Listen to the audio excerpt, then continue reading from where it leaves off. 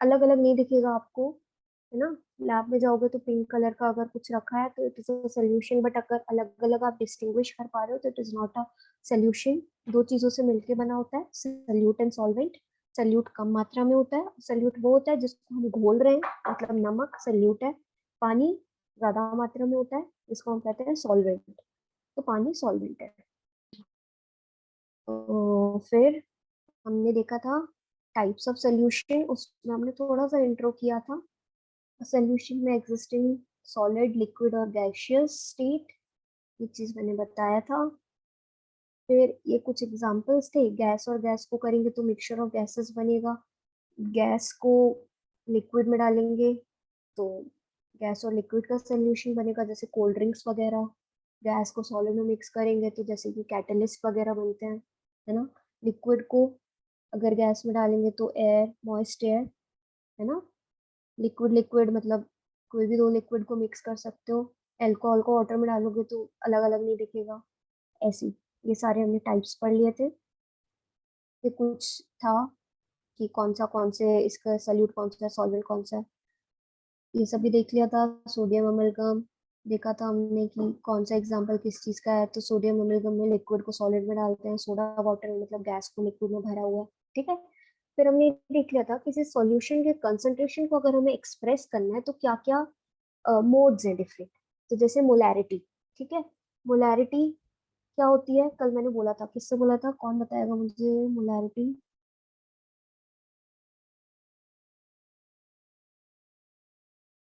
किसको बोला था मैंने, आज आया ही नहीं है शायद जिसको बोला था कि मोलैरिटी की डेफिनेशन है मोलर। सॉल्यूशन है। ठीक है, मोलैरिटी मोलैलिटी ये सब हमने देख लिया था। मोलैरिटी की यूनिट मोलर होती है या फिर मोल्स पर लीटर होती है। और मोलैलिटी को हम स्मॉल एम से, मोलैलिटी है अब ये, ठीक है। अभी तक मोलैरिटी थी, कैपिटल एम से डिनोट करते थे। ये मोलैलिटी है, स्मॉल एम से डिनोट करते हैं। मैं इसको जल्दी जल्दी इसलिए पढ़ा रही हूँ क्योंकि ये मैं कल पढ़ा चुकी हूँ, ठीक है। इसकी मोलैलिटी की यूनिट होती है मोल्स पर पर केजी या पर किलोग्राम, ठीक है। उसके बाद हमने नॉर्मेलिटी देखा था, नॉर्मेलिटी को नॉर्मली होता है यूनिट। मोल फ्रैक्शन ये देख लिया था, इसकी कोई यूनिट होती है, परसेंटेज देख लिया था। और ये भी बोला था अगर कभी क्वेश्चन में आता है कि 10% सोल्यूशन, तो 10% में ये तो मेंशन है ही नहीं कि वी बाई वी है कि वेट बाय वॉल्यूम है। तो आपको हमेशा उसको क्या कंसीडर करना है, वेट बाय वेट कंसीडर करना है, मतलब कि 10 gram of solute is dissolved in 100 gram of solution. तो वेट बाय वेट परसेंटेज वाले को ही कंसिडर करना है अगर इसके आगे कुछ मेंशन नहीं है, सिर्फ लिखा है 10% सोल्यूशन। फिर हमने पार्ट्स पर मिलियन देख लिया था कि अगर हम एनवायरनमेंट में देखना है कितनी कार्बन डाइऑक्साइड है, कितना सी वाटर में ऑक्सीजन है, तो बहुत छोटी क्वांटिटी है। तो जब हम बहुत छोटी क्वांटिटी को देखना है तो हमें ये पार्ट्स पर मिलियन यूनिट यूज होती है। ये भी देख लिया था। ये क्वेश्चन था, इस क्वेश्चन को कराने में टाइम लग जाएगा, बट देखो इसमें क्या दिया है, 98% एसिड बाय मास। तो इसमें दिया हुआ है बाय मास प्रेजेंट है, ठीक है। मतलब कि बाय मास प्रेजेंट है, वॉल्यूम बाय मास प्रेजेंट है या फिर वेट बाय वेट। तो हम देखेंगे वेट बाय वेट है कैसे, क्योंकि 98% 98 grams in 100 gram of solution, ठीक है। तो हमें क्या क्या डेंसिटी दी है, मोलैरिटी कैलकुलेट करनी है। तो मोलैरिटी क्या होती है, ये फॉर्मूला हमने देखा था। तो मोलैरिटी का सिंपल सा फॉर्मूला, इस वाले फॉर्मूले से आप एग्जाम में कैलकुलेट करोगे जो भी करना है। क्या, weight of substance upon molecular mass into 1000 upon volume. अब ये वॉल्यूम किस में होगा, ये ml में होगा, ठीक है। तो हमारे पास वेट कितना है, अब हमें वेट कैसे पता चलेगा, तो 98 98 ग्राम्स वेट हमें पता है। मॉलिक्यूलर मास सल्फ्यूरिक एसिड का होता है 100। कैसे कैलकुलेट किया, H2SO4 का फॉर्मूला क्या होता है, क्या होता है, H2, सॉरी सल्फ्यूरिक एसिड का फॉर्मूला क्या होता है, H2SO4, ओके। तो H2SO4 को हम अगर यहाँ लिखते हैं H2SO4, तो यहाँ हाइड्रोजन दो है, मतलब एक हाइड्रोजन का मास कितना होता है, डबल होता है ना। तो एक वन हाइड्रोजन एटम का मास 2, तो 2 का कितना हो गया, 4। 4 प्लस सल्फर का कितना होता है, सल्फर का एटॉमिक नंबर 16 होता है, तो 32 हो गया। है ना, hydrogen helium lithium beryllium boron carbon nitrogen oxygen fluorine neon sodium magnesium aluminium silicon phosphorus और सल्फर। सल्फर 16 का आता है, तो 16 का डबल 32। फिर ऑक्सीजन, तो hydrogen helium lithium beryllium boron carbon nitrogen oxygen fluorine. Oxygen निकल गया, ऑक्सीजन कितने पे था, 8 पे था, तो 8 का डबल 16। अब 4 एटम्स हैं तो 16 इंटू 4, तो कितना हो गया 64। अब इसको प्लस करोगे तो कितना आएगा 100। ठीक है, समझ आया क्यों बच्चों, कैसे निकाला। हाँ, तो ये हमने निकाल लिया। अब हमें क्या मिल गया, ये पता है हमें, W पता है, M पता है, 1000 पता है, 1000 तो कांस्टेंट है। अब हमें पता करना है वॉल्यूम कितना है, तो इसके लिए इन्होंने डेंसिटी दी है। डेंसिटी क्या होती है, मास बाय वॉल्यूम। डेंसिटी होती है मास बाय वॉल्यूम। तो मास इज 98 और वॉल्यूम हमें निकालना है, डेंसिटी दी है, तो वॉल्यूम आ जाएगा यहाँ। सब जितना भी वॉल्यूम यहाँ आएगा आप यहाँ उसको पुट करोगे तो आपका आंसर आएगा 18.5 मोलर। ठीक है, समझ आया, आया समझ सबको, कैसे निकाला हमने बच्चों। अनीशा, नैन्सी, हर्षिता, सिमरन, सौरभ, वैभव।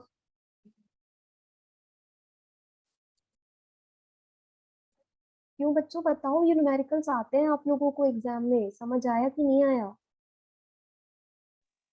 हम्म, एक बार और समझाना है।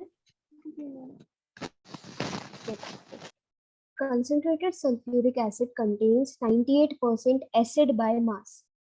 मतलब कि वेट बाय वेट हमें पता है, दिया हुआ है, क्योंकि उन्होंने ये मेंशन किया है एसिड बाय मास। ठीक है, अब its density is 1.85 into 10 to the power 3 kilogram पर मीटर क्यूब। हमें क्या निकालना है, मोलैरिटी। तो इन्होंने फॉर्मूला क्या दिया है मोलैरिटी का, number of moles of solute into volume of solution. तो मैंने यहाँ पे क्यों लिखा W by M। W by M is nothing but number of moles. हम कैसे निकालते हैं, तो नंबर ऑफ मोल्स हम निकालते हैं जितना भी सब्सटेंस का वेट है उस मॉलिक्यूलर मास से। मोटे वाले ना, मोटे, हाँ गोल वाले। श्याम आप अपना माइक म्यूट कर लो प्लीज। ओके, तो ऑलरेडी म्यूट है, मेरी साइड से नहीं है। ओके, तो जो भी है वो कर लो, नेवर माइंड। ठीक है, तो जो मोल्स हैं हमें कैसे निकालना है, कितना सब्सटेंस का वेट है। मान लो सल्फ्यूरिक एसिड का दिया है, फेरस सल्फेट का दिया है, तो आपको अमाउंट दिया होगा, आपको 12 तक एटलीस्ट 30 तक एलिमेंट्स के एटॉमिक नंबर याद होनी चाहिए, तभी आप मॉलिक्यूलर मास निकाल पाओगे, क्योंकि मॉलिक्यूलर मास कभी नहीं दिया होता, और दिया भी होता है तो बहुत रेयर केसेस है, अगर टीचर मेहरबान हो गया तो आप एटलीस्ट 20 तक, 30 मत, 20 तक तो एलिमेंट्स का नंबर याद कर लो। Hydrogen helium lithium beryllium boron carbon nitrogen oxygen chlorine neon sodium magnesium aluminium silicon phosphorus sulphur chlorine argon potassium calcium. Calcium तक याद कर लो, सारे फॉर्मूले सॉल्व हो जाएंगे। ठीक है, तो हमने मोल्स कैसे निकाल लिए, इसलिए मैं कह रही हूँ इस फॉर्मूले को ध्यान दे सकते हो अगर समझ आता है तो, बट इसका मतलब कुछ नहीं, बस यही होता है कि of substance divided by molecular mass। ठीक है, dm cube, तो 1 dm cube is nothing but 1 liter। 1 litre फॉर्मूले में ऊपर 1000 बताया है ना, और नीचे बोला कि वॉल्यूम, वो इसलिए बोला क्योंकि इस फॉर्मूले से आसानी होती है। आप ऐसे भी कर सकते हो, ऐसा कुछ नहीं है, आप यहाँ पे लीटर में भी रख सकते हो, बट वॉल्यूम को ml में रख के करोगे तो ऊपर 1000 ले आओगे तो जीरो से जीरो काटना आसान होता है, जल्दी सॉल्व हो जाता है, इसलिए मैंने बताया। ठीक है, अभी ये समझ आया, अब आते हैं क्वेश्चन पे। मुझे लगता है आज क्वेश्चन में ही क्लास हो जानी है कोई बात नहीं, समझ आना चाहिए। तो देखो, सल्फ्यूरिक एसिड 98% बाय मास है, ठीक है, मतलब कि 98 ग्राम्स डिजोल्व है, कितने में, 100 ग्राम में। उसकी डेंसिटी कितनी है, 1.85, जो कि दी हुई है। हमें क्या निकालना है, मोलैरिटी निकालनी है, molecular mass into 1000 upon volume इन ml, है ना। तो कितना रखेंगे हम वेट, 98 ग्राम्स, ठीक है। फिर हमने यहाँ क्या रखा, मैंने आपको बताया H2SO4 का हमें कैसे निकालना है। आपको यूनिट ध्यान में रखनी है, अगर केजी ले रहे हो तो आपको हर चीज केजी में लेनी है, ग्राम ले रहे हो तो हर चीज ग्राम में लेनी है, ठीक है। तो हमारे पास क्या क्या मिल गया, हमें ये मिल गया, ये मिल गया, 1000 पता है। अब हम वॉल्यूम कैसे पता करें, है ना, क्योंकि यहाँ तो लिखा नहीं है कि कितने वॉल्यूम में है। अगर लिखा होता कि 98 ग्राम्स इन 100 ml है तो हमें वॉल्यूम पता होता, तो फिर ये डेंसिटी नहीं देते। तो लॉजिक सोचा करो, डेंसिटी दिया मतलब कहीं ना कहीं इसका वॉल्यूम से या मास से रिलेशन है। अब मास से इसलिए रिलेशन नहीं है क्योंकि ऑलरेडी इन्होंने मास दिया हुआ है, मतलब पता चल गया हमें कि इसका रिलेशन वॉल्यूम से। तो वॉल्यूम कैसे निकालेंगे, डेंसिटी का फॉर्मूला होता है density equals to mass by volume. तो मास 98 है, वॉल्यूम निकल जाएगा, डेंसिटी दी हुई है, तो आप कैलकुलेट करोगे इस फॉर्मूले में रख देना, बस निकालोगे तो 18.5 आ जाएगा आपका। अभी समझ आया,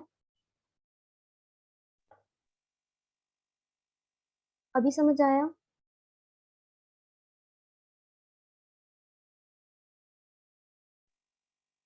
हाँ जी हाँ जी। हम्म, ठीक है। अब ये मोल फ्रैक्शन का फॉर्मूला का क्वेश्चन था, तो मोल फ्रैक्शन हमें कैसे कैलकुलेट करना है, आप देखो, a solution contain 0.100 kg each of water और इथेनॉल, मतलब कि दोनों 0.100 है, ठीक है। अब हमें मोल फ्रैक्शन कैलकुलेट करना है, तो अगर हमें मोल फ्रैक्शन कैलकुलेट करना है वाटर का, तो मैंने क्या बताया था आपको, लेना है, क्या लेना है, ऊपर उस जो सब्सटेंस है वो लेना है, ये है ना, नंबर ऑफ मोल्स उसके लेना है। मान लो हमें वाटर का कैलकुलेट करना है, तो यहाँ वाटर के मोल्स और सॉल्वेंट और सॉल्यूट दोनों के मोल्स, तो मतलब कि जो दोनों वाटर और क्या दिया था एक और इथेनॉल, उन दोनों के मोल्स यहाँ ऐड हो जाएंगे। फिर हमें अगर मान लो यहाँ इथेनॉल का निकालना है, तो हम यहाँ इथेनॉल के मोल्स लिखेंगे और सॉल्यूट और सॉल्वेंट दोनों के ऐड कर देंगे, मतलब इथेनॉल और ये, तो ये दोनों सेम रहेगा।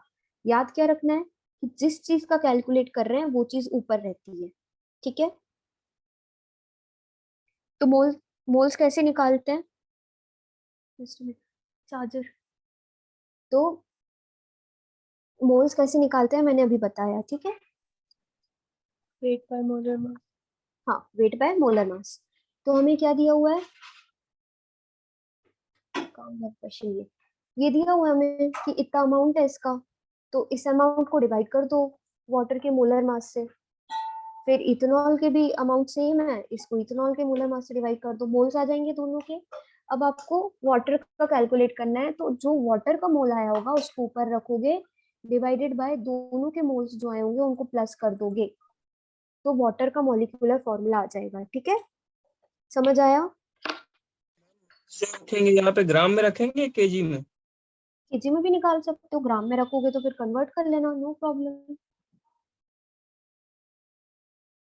अगर तुम वाटर का केजी में निकाल रहे हो तो दोनों के मोल्स केजी में ही निकालना, इथेनॉल का केजी में निकाल रहे हो तो दोनों के मोल्स केजी में निकालो, ठीक है। नहीं, यहाँ वॉल्यूम फाइंड आउट करेंगे ना, तो volume density equal to mass by volume होता है, तो नहीं यहाँ नहीं पे नहीं, नहीं श्याम, देखो हम यहाँ पे मोल फ्रैक्शन कैलकुलेट कर रहे हैं, हम यहाँ मोलैरिटी कैलकुलेट नहीं कर रहे हैं। नहीं, मोल फ्रैक्शन तो कैलकुलेट कर रहे हैं मैम, बट हम्म, हमें यहाँ पे क्वेश्चन में जो है हमें डेंसिटी दे रखा है। कहाँ तो दिया हुआ है, क्वेश्चन पढ़ो ना। मैम ये दूसरा क्वेश्चन है, ये दूसरा क्वेश्चन है, ये डिफरेंट क्वेश्चन है। यहाँ डेंसिटी नहीं दी है। मैं बोल रही हूँ question number 2, a solution contain 0.100 kg each of water and ethanol। Yes ma'am. तुम वो वाले क्वेश्चन कर रहे हो अभी। नहीं, उस क्वेश्चन का भी मेरे को डाउट था उसमें, जो हम मास रखेंगे, मास हाँ ग्राम में ही होगा ना, मोलर मास की बात कर रहे हैं ना यहाँ पे। हाँ, तो मोलर मास अगर 98% यहाँ पे सल्फ्यूरिक एसिड दे रखा है, हम्म तो और हमें डेंसिटी दे रखा है 1.85 इंटू 10 की पावर हम्म, 3 केजी मीटर क्यूब। तो तुम तो इसको कन्वर्ट कर लेना केजी को, इंटू 1000 अच्छा, कर देना। मतलब सेम यूनिट में होगा, और हमारे पास हाँ, डेंसिटी केजी में है तो मास भी केजी में होगा। वही तो मैंने बोला, जो भी कैलकुलेट करोगे सेम यूनिट में करो। और कोई आपका गलत नहीं करेगा। अगर आपने ग्राम में कैलकुलेट करके दे दिया तो यहाँ पे 10⁻³ इंटू में आ जाएगा, तो आपका कुछ गलत नहीं होगा। बस आपको ये ध्यान रखना है, यूनिट्स शुड बी सेम। तो मोल फ्रैक्शन समझ आया? इसको भी सॉल्व करना है, इसको आप लोग सॉल्व करोगे, ठीक है ना? मैंने अभी बताया मोल्स कैसे कैलकुलेट करनी। अभी हमें आज ये पढ़ना था solutions of solid in liquid. तो हम देखते हैं solution of solid in liquid, मतलब कि सॉलिड डिसॉल्व है लिक्विड में, तो लिक्विड सॉल्वेंट है, सॉलिड जो है सॉल्यूट है। तो the liquid is referred to as the solvent and the solid which is dissolved is solute, ठीक है? When a solid is added to a given amount of liquid at a constant temperature, a state is reached when some solid remains undissolved। अब आप नमक को पानी में घोल रहे हो घोल रहे हो घोल रहे हो, एक टाइम तक घुलता है, ज्यादा हो जाता है तो थोड़े थोड़े पार्टिकल्स रह जाते हैं जो कि डिसॉल्व नहीं होते, चाहे तुम कितना भी डिसॉल्व कर लो। उस टाइम क्या होता है, उस स्टेट को क्या कहते हैं कि अब ये हमारा सैचुरेटेड सोल्यूशन है। तो सैचुरेटेड मतलब कि अब इससे ज्यादा डिसॉल्व नहीं हो सकता।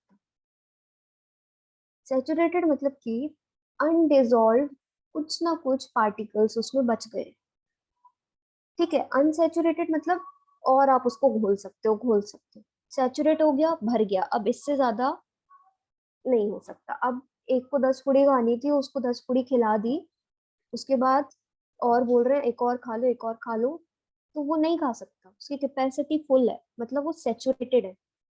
10 के बाद भी और खा लेगा तो अनसैचुरेटेड है अभी और भूख लगी है। समझ आया सैचुरेटेड अनसैचुरेटेड? Yes, ma'am. हाँ। तो the mass of solute that can be dissolved in 100 gram of solvent to form a saturated solution at a given temperature is called its solubility। मतलब सिंपल सा है कि वो मास जो कि 100 ग्राम्स ऑफ सॉल्वेंट में डिसॉल्व हो सकता है सॉल्यूट का, उसको हम सॉलिबिलिटी कहते हैं किसी भी सॉल्वेंट की, ठीक है? तो ये तो बेसिक था कि सैचुरेटेड अनसैचुरेटेड क्या होता है। तो अगर आपको ये बोला solubility of solution of solid in liquid बताना है, तो आप पहले दो चीजें डिफाइन करोगे, सैचुरेटेड सॉल्यूशन और अनसैचुरेटेड सॉल्यूशन। उसके बाद आप सॉलिबिलिटी टर्म को डिफाइन करोगे। फिर देखते हैं solubility of solid in liquid varies with temperature. ये जब हम इफेक्ट्स पढ़ेंगे अलग अलग चीजों के, प्रेशर के, टेम्परेचर के, तो हम देखेंगे कि क्या कैसे वेरी करता है। तो सॉलिबिलिटी का अगर हम टेम्परेचर के साथ ग्राफ प्लॉट करें, तो ये जो ग्राफ्स मिलते हैं हम इनको बोलते हैं सॉलिबिलिटी कर्व्स। पोटेशियम क्लोराइड का ये है, सोडियम क्लोराइड का ये है, ये सब अलग अलग है, ठीक है? The solubility of many of the ionic substance in water increase with temperature। तो यूजुअली जब हम सॉलिड का लिक्विड में सॉलिबिलिटी पढ़ते हैं तो सॉलिबिलिटी इंक्रीज होती है जैसे जैसे हम टेम्परेचर बढ़ाते हैं। बट कुछ कुछ एक्सेप्शंस भी होते हैं, जैसे कि कैल्शियम एसिटेट, इतना ज्यादा डीप में नहीं जाना है, बट एक जनरल जैसे एक्सेप्शन मैंने बोला, तो कैल्शियम एसिटेट का टेम्परेचर राइज करो तो इसकी सॉलिबिलिटी कम होती है। But the solubility of sodium chloride increases to very small extent with rise in temperature। अब in many cases when a solute is dissolved in a solvent, heat is absorbed, ठीक है? तो अगर हम देखते हैं कि अगर कोई सॉल्यूट हम सॉल्वेंट में डिसॉल्व कर रहे हैं, तो सॉलिबिलिटी को हम कभी कभी बोलते हैं कि एक्सोथर्मिक प्रोसेस है, कभी बोलते हैं एंडोथर्मिक। बट अगर हम सॉलिड का सॉलिबिलिटी लिक्विड में देखेंगे तो यूजुअली हम एंडोथर्मिक प्रोसेस की बात करते हैं। एंडोथर्मिक मतलब कि हीट एब्जॉर्ब हो रही है। अब कोई सोल्यूशन हीट एब्जॉर्ब कर रहा है तो वो ठंडा अपीयर होता है, और अगर कोई सोल्यूशन हीट इवॉल्व कर रहा है तो वो गर्म फील होता है हमें टच करने पे, ठीक है? तो according to Le Chatelier's principle, when temperature of saturated solution in contact with solute is raised, saturated solution मतलब कि कुछ amount of solute जो है वो undissolved है, is in contact with solute is raised,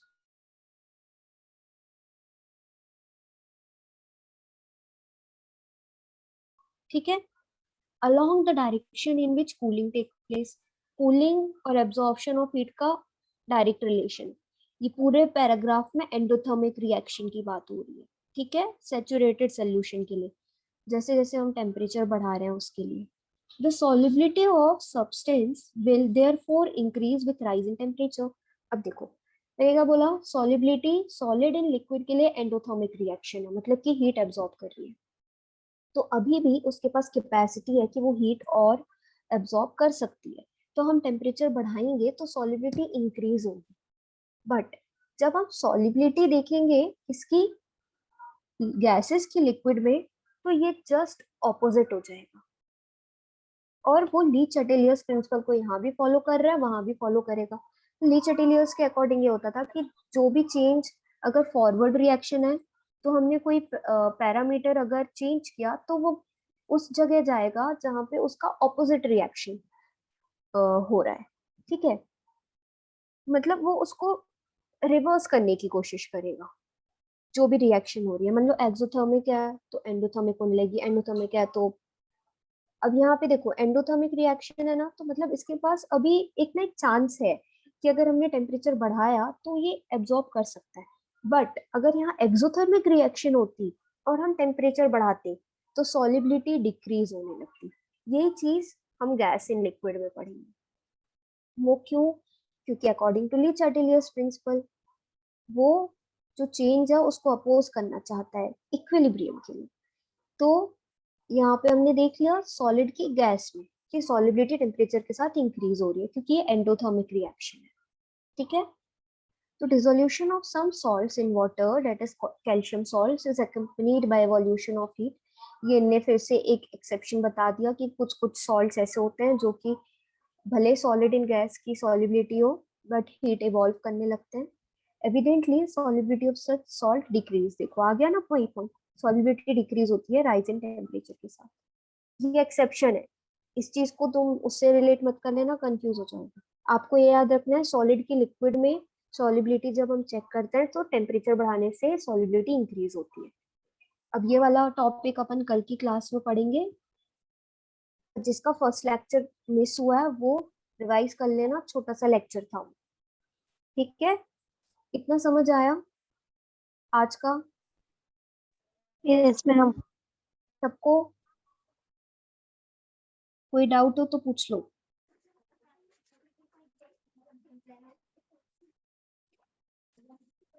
ये है कौन है? हे को समझ आया? Yes ma'am. Okay. mg, who is mg?